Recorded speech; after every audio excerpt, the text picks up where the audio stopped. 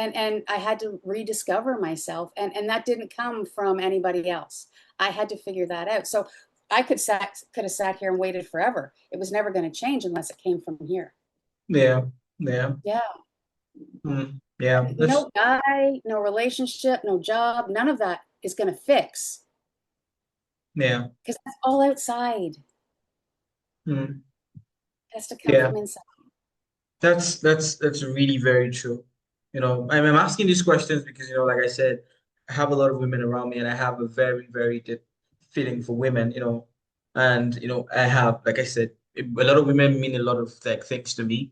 And I want to be able to serve them, so not just, label them, but really, really serve and encourage them to, become better, and grow for themselves. And you were talking about, that external validation.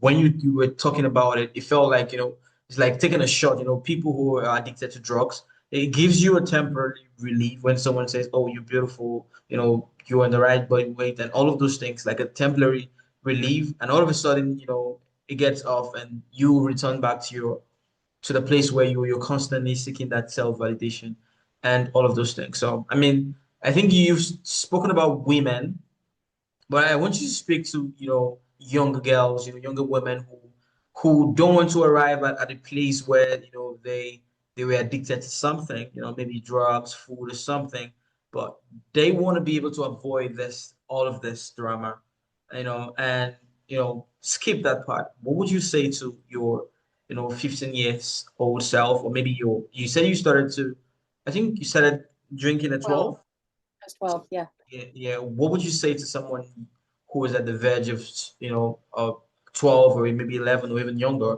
or older, who is thinking, should I jump into this? What would you say to them?